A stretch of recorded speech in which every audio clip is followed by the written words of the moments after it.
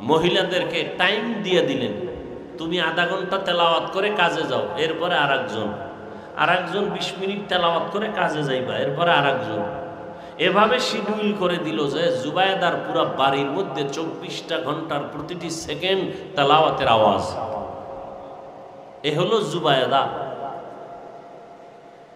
তার স্বামী বাদশাহ হারুন রশিদ রাস্তায় যাচ্ছে কোথাও সফরে, ওজির তার সাথে।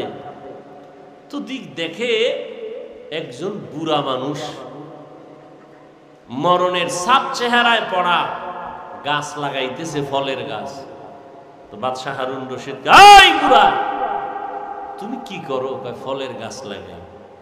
এত কষ্ট করে রোদ্রে গাছের ফল কবে হবে, কবে খাইবা? আমি খাওয়ার জন্য এই গাছ রোপণ করি না, তো কষ্ট করে গাছ রোপণ করি আমি, ফল খাবে আমার পরবর্তী প্রজন্ম যারা। আমার বাপ দাদায় লাগাইছে, আমরা খাইছি, এখন আমরা গাছ রোপণ করি, আমাদের সন্তানরা খাবে, নাতিরা খাবে। বাদশাহ হারুন রশিদ খুশি হয়ে 1000 টাকা দিছে পুরস্কার। বুড়ায় কয়, আমার কপাল সান কপাল, মানুষ গাছ লাগায় 1 বছর পর ফল পায়, আমি নগদ পাইলাম, নগদ ফল পেয়ে গেলাম। বুড়ার কথা শুই না বাদশাহ আরো 1000 দিছে। বুড়ায় কয়, মানুষ গাছ লাগায় বছরে ফল পায় একবার, আমি 2 বার নগদ।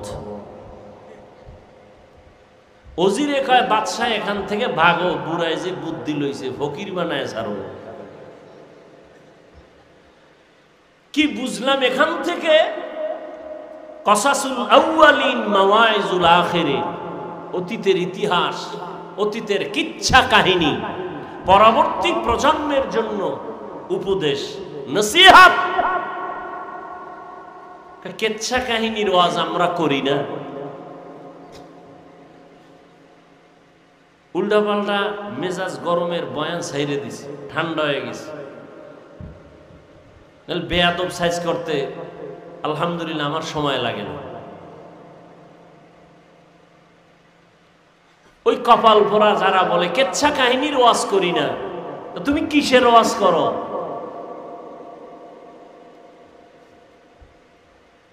পৃথিবীতে শ্রেষ্ঠ কিচ্ছা কাহিনীর কিতাবের নাম কোরআন। আসতে বলেন, কি গাঞ্জা খাইয়ে বলতেছি মনে হয়? হ্যাঁ, মনে হয় যে আবল তাবল বলতেছি না? এত তুফান কেন সোনার বাংলায়? এত তুফান আল্লাহর শকর, সব নেফাকিওয়ালাদের জীবনের ইতি হয়েছে। আলহামদুলিল্লাহ, এখনো বসে আছি, সম্মানের সাথে বসে আছি, আলহামদুলিল্লাহ। পৃথিবীতে শ্রেষ্ঠ কিচ্ছা কাহিনীর কিতাবের নাম কোরআন। পৃথিবীর দ্বিতীয় শ্রেষ্ঠ কিচ্ছা কাহিনীর কিতাবের নাম হাদিস শরীফ। তুমি কি বুঝাতে চাও পাবলিক রে? কিচ্ছা কাহিনীর ওয়াজ করি না? 2000 আয়াত আছে কোরআনে, শুধু কিচ্ছা কাহিনী, কিচ্ছা কাহিনী। কত আয়াত? 2000। তুমি কি বুঝো? জাতিকে আর কি বুঝাতে চাও?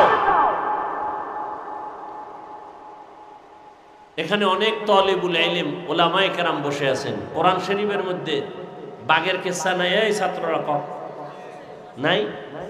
হাতির কিচ্ছা নাই, সাপের কিচ্ছা নাই, ব্যাঙের কিচ্ছা নাই, মশামাছির কিচ্ছা নাই? কি কয় বেঈমান?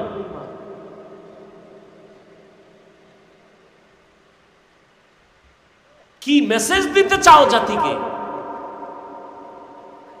হ্যাঁ, কোরআন হাদিস ছাড়াও আমরা বহু ওলি আউলিয়ার কিচ্ছা বলি, সোনাবন্দের গান গাই না। আমরা এমন ওলি আউলিয়াদের কিচ্ছা বলি যে কিচ্ছা বলার দ্বারা মানুষ জান্নাতের পথে আগায়, জাহান্নামের পথে যায় না। অসুবিধা কি?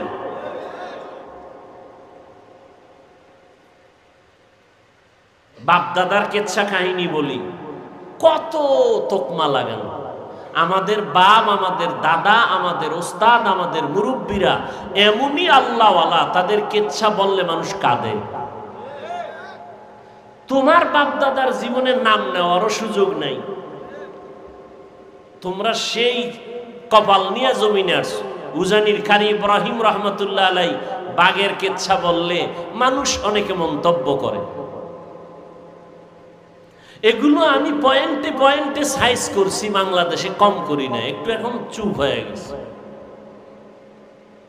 এই গত রোজার আগের রোজায় বয়ান করছি, একটা রোজা রাখলে দাম কত।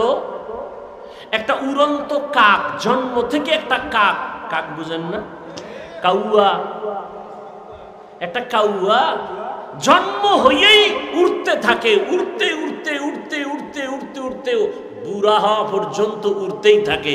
উড়িয়া কত দূর গেল, মোল্লা আলী আল কারি রহমতুল্লাহ আলাই তিনি লিখেছেন 1000 বছর পর্যন্ত একটা কাক নিম্নে হায়াত পায়। তাহলে একটা কাক জন্ম থেকে উড়িয়া 1000 বছরে কত দূর যাবে। একটা রোজাদার এক রোজার বরকতে জাহান্নাম থেকে তত দূর চলে যাবে। তখন আর হাদিসটা কই নেই, ঘটনাটা কইয়া চলে গেছে। এবার এটা নিয়ে নেফাকি অন্তরওয়ালারা পাগল হয়ে গেছে, কাকের কেচ্ছা বলছে, অথচ মিশকাত শরীফের হাদিসের ঘটনা।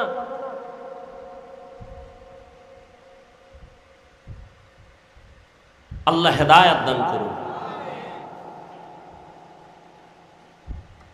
এখন বলি, কোন বাংলাদেশে বহস কইরা তর্ক কইরা এক জায়গায় বইয়া ডিভাইড কইরা কোনদিন ডিবেট করে সমাধানে আসে নাই। বাতিল আরো মজবুত, আমি জিততে গেছি, ও 13 বার ঠকলেও ওখানে জিততে গেছে।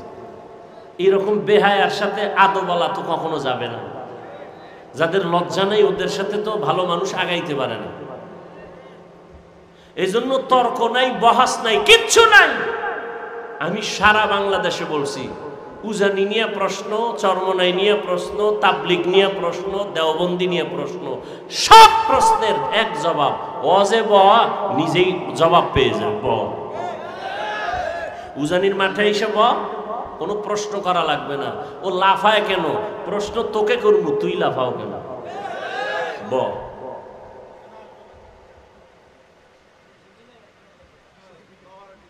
কোন মায়ের সন্তানের সাহস নাই উলামায়ে আহলে হকের সামনে বসে কথা বলবে।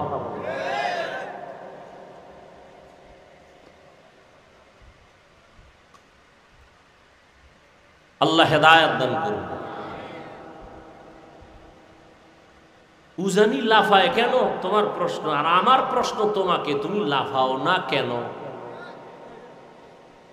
মোনাজাতে কান্দে কেন, প্রশ্ন তোমার, এই কপাল পরা, তুই ময়দানে বসে কাঁদো না কেন। এটা তো কান্নার প্যান্ডেল, এটা তো হাসির প্যান্ডেল না, কাঁদো না কেন। আল্লাহর ওলিদের বয়ানে তোর হৃদয়টা কাঁপে না কেন, চোখে পানি আসে না কেন, উল্টা প্রশ্ন কেন। হাসির প্যান্ডেলে প্রশ্ন হাসে না কেন, কান্নার প্যান্ডেলে প্রশ্ন হবে কাঁদে না কেন। কাঁদে কেন, উল্টা প্রশ্ন কেন। তোমার অন্তর উল্টা হয়ে গেছে। কারণ এই যে ওয়াজে বসছে, ফজর নাই, জোহর নাই, আসর নাই, মাগরিব নাই, এশা নাই, ওয়াজে এসে জমায়ে গেছে। কি হবে এই ওয়াজ শুনে। وَأَمَّا مَنْ خَافَ مَقَامَ رَبِّهِ وَنَهَى النَّفْسَ عَنِ الْهَوَى فَإِنَّ الْجَنَّةَ هِيَ الْمَأْوَى। এই তাসবিহ পড়া যাবে না। আবু হুরায়রা রাদিয়াল্লাহু আনহুর হাদিস দেখলাম সেদিন, তাসবিহ যাবে না মানে এটা সুতা গিরা দিয়ে দিয়ে দিয়ে দিয়ে লাগাইয়া আবু হুরায়রা এটারে টানে। তাসবিহ পড়া যাবে না, এটা বেদাত। যাই হোক, আমরা তর্ক যাই না, কারণ তর্ক না করার কারণে আমরা প্লাস পয়েন্টে আছি। তাবলিগ কমতেছে না বাড়তেছে বলেন, আমাকে তর্কের দরকারটা কি। তাবলিগ 2 লাইনে খেদমত করে, আরো আগাইতেছে। আল্লাহ পাক সবার মধ্যে ভ্রাতৃত্ব মহব্বত আরো বাড়ায় দেয়। মাদ্রাসা বেশি হইছে, ফায়দা কম হইছে না বেশি? বেশি। উজানির বিরোধিতা করার কারণে লোক আগের থেকে অনেক কমতেছে না? হ্যাঁ, তা টেনশন কেন? তুমি বলো, আরো বলো, গলা ভাঙলে বলো রং চা খাওয়াই, কত পারো বলো। তোমারে আল্লাহ এজন্য বানাইছে কিনা দেখো।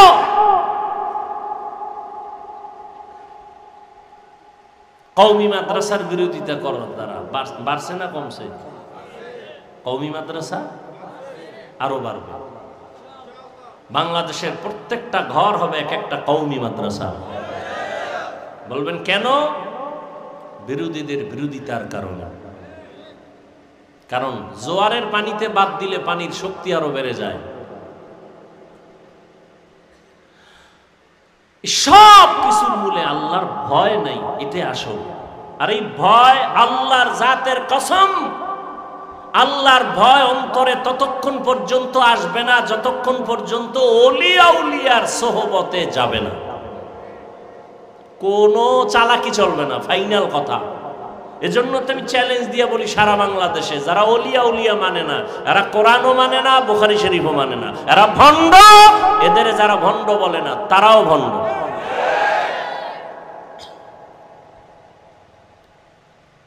বাদশা হারুন রশিদ বুজুর্গ মানুষ, সিংহাসনে বৈশা সমস্ত দেশের বড় বড় আলেমরে দাওয়াত দিছে। বলবো ঘটনাটা? দাওয়াত দিয়ে আলেমদের দুপুরে মন ভরে খানা দিছে, আপ্যায়ন করলেন, খাওন দাওয়ান শেষ। বিদায় বেলা কয় ওলামায়ে কেরামদের একটা প্রশ্ন। ওলামায়ে কেরামদের কাছে আমার প্রশ্ন হলো, আমি হারুন রশিদরা আপনারা চিনেন তো? সবাই বলে হ্যাঁ। আমাকে একটু বিদায় বেলা আপনাদের বলে যেতে হবে, আমি হারুন রশিদ আপনারা যেহেতু চিনেন জানেন, বলে যান আমি জান্নাতি না জাহান্নামী। একজন একজন করে সব আলেমের আওয়াজ, আপনি জান্নাতি না জাহান্নামী বলার আমাদের কোনো উপায় নাই। আপনি ভালো কাজ করলে বলা যাবে জান্নাতের পথে আছেন, আপনি যদি অন্যায় করেন বলা যাবে আপনি অন্যায়ের পথে জাহান্নামের পথে আছেন। কিন্তু আপনি জান্নাতি এটাও বলা যাবে না, আপনি জাহান্নামী এটাও বলা যাবে না। সবাই এক এক করে একই আওয়াজ। বাদশা হারুন রশিদ বলে পারবেন না, বলে পারবো না। কথা আপনাদের খাওয়াইয়া লাভ হইল কি? মনের দুঃখ মনেই রইল। বাদশা হারুন রশিদ বলেন কোথায় পাবো জবাব? হঠাৎ উলামায়ে কেরাম যখন বিদায় হবেন, পেছন থেকে একটা 9 বছরের সন্তান দাঁড়ায় গেল। কয় বছর? 9 বছরের এক বালক দাঁড়ায় বলেন, বাদশাহ বেয়াদবি ক্ষমা করবেন, যদি অনুমতি দেন আপনার জবাব আমি দিব ইনশাআল্লাহ।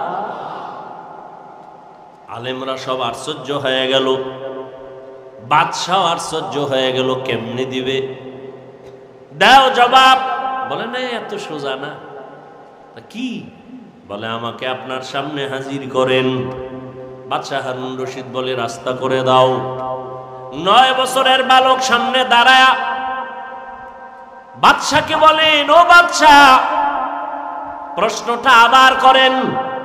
বলে আমি হারুন রশিদ জান্নাতি না জাহান্নামী?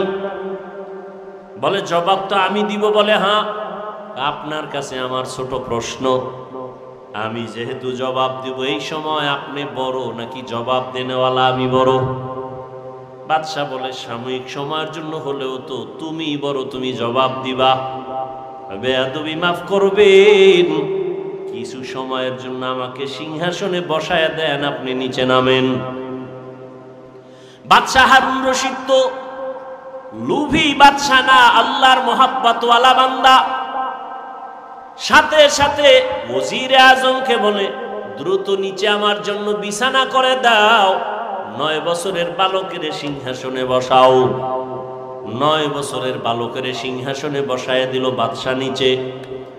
বাদশাহ বলে, ও বাদশাহ আপনি নিচে বসে আছেন, প্রশ্ন করার আগে বলি আমি 9 বছরের বালক, সিংহাসনে বৈশাই পুরা উলামাদের মজলিসের মধ্যে বলে আল্লাহ যদি কবুল করে তো এলেমের সম্মান তো এমনই হয়।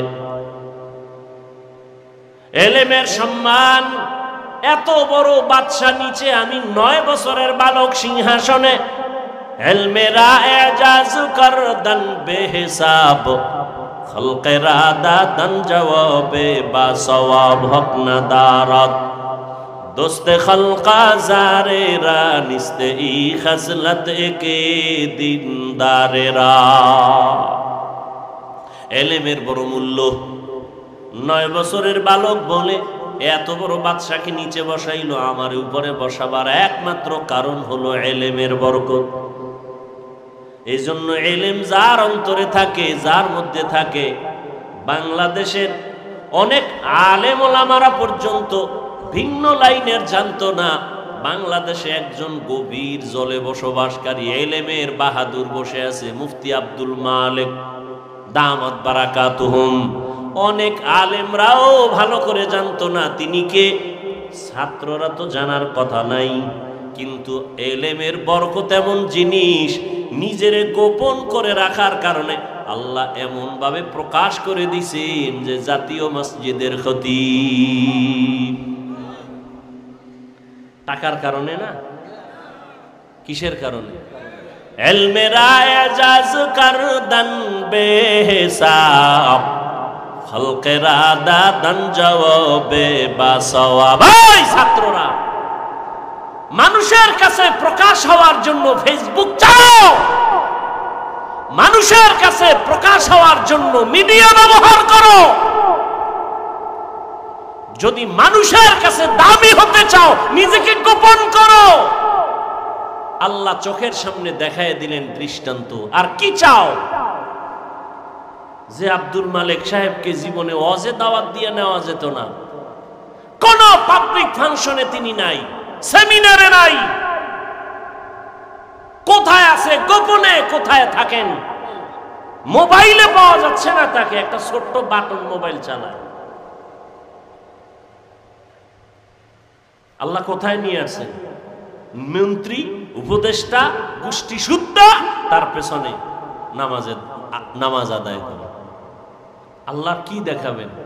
আর তুমি মানুষের কাছে প্রকাশ হওয়ার জন্য, নাম ফুটানোর জন্য লাইভ দেয়। লাইভ কি দেয়? লাইভ।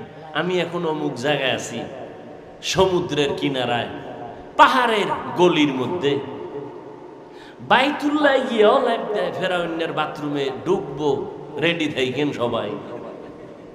এরকম বেহায়া আছে না নাই? রসুলের রওজায় গিয়া লাইভ দেয়, মানুষ কানতে কানতে বেহুশ। এই বেয়াদব লাইভ দেয়। ওর নিজেরও কপাল পুড়ছে, কান্না নাই, অন্যেরা কাঁদবে তাও পারে না ওরে লাইভের কারণে। আজি হজ করতে গেছে, আসার সময় বউর জন্য মোবাইল, অমুকের জন্য মোবাইল, বাস এটা হলো বড় হাদিয়া। বিয়ার হাদিয়া তখন এটাই, জামাইয়ের হাতে মোবাইল, দ্রুত যেন সাইট কালেকশন করতে পারো, হাদিয়া দিয়ে দিলাম, যাও।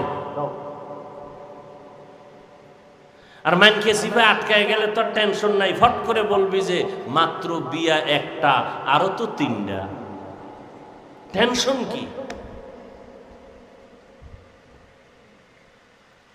আল্লাহ হেদায়াত দান করুন। এক বউয়ের হক আদায় করতে পারে না, 2টা লয়ে টানাটানি। একটা সন্তানের হক আদায় করতে পারে না, অন্য সন্তান নিয়ে টানাটানি। এত সোজা?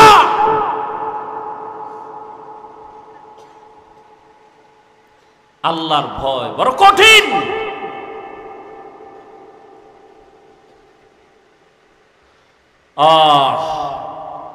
9 বছরের বালক বাদশা হারুন রশিদকে নিচে নামাইয়া সিংহাসনে বসে বলেন, এবার প্রশ্ন আপনি আবার করেন। বাদশা হারুন রশিদ বলে দাও আমি জান্নাতি না জাহান্নামী? সব আলেমরা বলেছে আমি জান্নাতি কিনা বলা যাবে না, জাহান্নামী কিনা বলা যাবে না।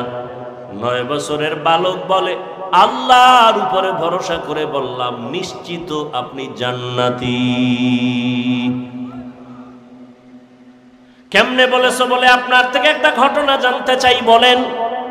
আপনার জীবনে এমন কোন অবস্থা হয়েছে কিনা, কি আপনি চাইলেই জেনা করতে পারতেন, গুনাহ করতে পারতেন, সুন্দরী মেয়ে পাইছেন সামনে, আল্লাহর আযাবের ভয় আপনি জিনা করেন নাই, গুনাহ করেন নাই, এমন কোন ঘটনা জীবনে হয়েছে কিনা?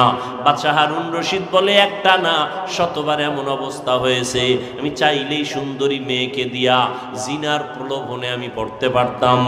বহুবার হয়েছে, আল্লাহর আদালতে হিসাব দেওয়ার ভয় আমি এই গুনাহ থেকে নিজেরে গুটায় নিছি, গুনাহ করি নাই। বাচ্চা বলে আল্লাহর উপরে ভরসা করে বললাম আপনি নিশ্চিত জান্নাতি। সব আলেমরা দাঁড়ায় গেল, আমরা পারলাম না, তুমি কিভাবে বলছো এই বান্দা জান্নাতি? দলিল দাও। বলে আল্লাহর কোরআন দিয়া নাও, ওয়া আম্মা মান খাফা মাকাম রাব্বিহি ওয়া নাহান নাফসা আনিল হাওয়া ফাইন্নাল জান্নাতা হিয়াল মাওয়া। আল্লাহর আদালতে দাঁড়াইয়া হিসাব দেওয়ার ভয় যারা গুনাহ থেকে নিজেকে বাঁচায় রাখবে, আল্লাহ তাকিদ দিয়া বলেন ফাইন্নাল জান্নাতা হিয়াল মাওয়া, অবশ্যই তারা আল্লাহর পক্ষ থেকে জান্নাত পাবে, শান্তির ঠিকানা। এই আয়াত হলো এর দলিল, তিনি জান্নাতি। হর কে দারত খৌফে হকদার দিল মদম জান্নাতুল মাওয়া দেহত ও রামাকাম। আল্লাহর ভয় সন্তানের মধ্যে যদি না আসে, ওই সন্তান মা বাবার সাথে আদব রক্ষা করবে না। আল্লাহর ভয় যদি ছাত্রের মধ্যে না আসে, ওই ছাত্র শিক্ষকের সাথে আদব রক্ষা করবে না। আল্লাহর আদালতে দাঁড়াইয়া হিসাব দেওয়ার ভয় জনগণের মধ্যে যদি না আসে, জনগণ কোনোদিন হারাম খাওয়ার থেকে বাঁচবে না। এই জন্য নবীও বলেন ইত্তাকিল মাহারিম তাকুন আবাদান নাস, গুনাহ থেকে হারাম থেকে নিজেকে বাঁচাও। হারাম থেকে নিজেকে বাঁচাবার জ্বলন্ত একটা দৃষ্টান্ত গেল রমজানের রোজা। পেটেও প্রচন্ড ক্ষুধা, সামনেও খানা, প্রচন্ড ক্ষুধা, খানাও রেডি, একটা রোজাদার খানা খায় না। কেন? বলে আল্লাহর ভয়। খানাটা যদিও হালাল, আল্লাহর আইনে এখন খাওয়াটা হারাম। আল্লাহ পাক বলেন এই সবকটা বাকি 11 মাস পালন কর। ক্ষুধা আছে, খানাও আছে, খাও না কেন? আল্লাহর বিধানে হারাম। 11 মাস ক্ষুধাও থাকবে, খানাও থাকবে, খাওয়ার আগে হিসাব মিলাইয়া দেখবা আল্লাহর বিধানে পানিটা হালাল না হারাম। হালাল হলে পান করো, হারাম হলে অ্যাবাউট করো। এই 11 মাসে এই বিধান যদি চালু রাখতে পারো, তুমি মুত্তাকি হইয়া জান্নাতের চেহারাটা দেখা জান্নাতে যাইতে পারবা। ও আমার কলিজার যুবক বাবারা, আল্লাহর ভয় অন্তরে জমা করার জন্য একটাই পথ, আল্লাহর ওলি যারা তাদের নেক নজর নাও। তাদের নেক নজর নিয়া নিজের আমলকে সুন্দর করো, নামাজ ধরো, মা বাবার খেদমত করো। আল্লাহ ওলিদের নেক নজর না লাগানো পর্যন্ত অন্তর দোলাই হবে না, তাকওয়া অন্তরে জমা হবে না। আর তাকওয়া অন্তরে যত আসবে না, ততক্ষণ বান্দা গুনাহমুক্ত হওয়া সম্ভব না। ও আমার কলিজার যুবক বাবারা, তোমাদের মতো কত যুবক জেনারেল লাইনে থাকিয়াও নামাজ পড়ে, মা বাবার সাথে ভালো আচরণ করে, অভাব নাই, চাকরি করে, লেখাপড়া করে, নামাজ পড়ে। একমাত্র কারণ খুঁজা দেখবা কোনো না কোনো হুজুরের সাথে ভালো সম্পর্ক, ইমামের সাথে ভালো সম্পর্ক। ঢাকা কলেজে লেখাপড়া করে ছেলেটা, 5 বেলার নামাজ পড়ে, দাড়িও উঠতেছে, পাগড়িও মাথায়, একবারও নামাজ ছাড়ে না। আল্লাহর ভয় আসছে উলামায়ে কেরামের নেক নজরের মাধ্যমে। ও পর্দার আড়ালের আম্মা জানেরা, বোনেরা, আল্লাহ আপনাদের এত মর্যাদা দান করেছেন। ওই জুবায়দার কথা বলেছিলাম, কোরআনে হাফেজা, এত বড় বাদশা হারুন রশিদের ঘরে থাইকা আল্লাহর মোহাব্বত নিয়া 24 ঘন্টা ঘরের মধ্যে তেলাওয়াত।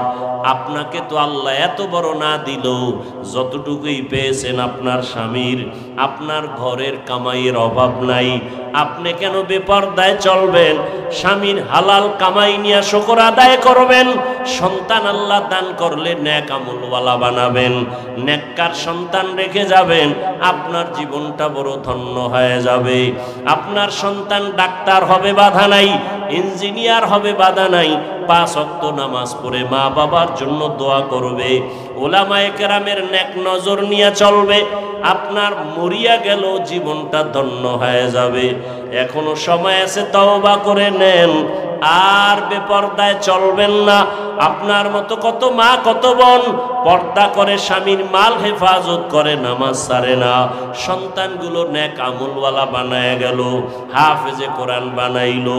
আল্লাহর কাছে দোয়া করেন, সন্তান আল্লাহ দান করেছেন বা করবেন, ওই সন্তান একজন 5 ওয়াক্ত নামাজি আলেমদের নেক নজরওয়ালা বানাবেন, স্বামীর মাল হেফাজত করবেন, হারাম কামাই ঘরে যেন আনার সুযোগ না হয়।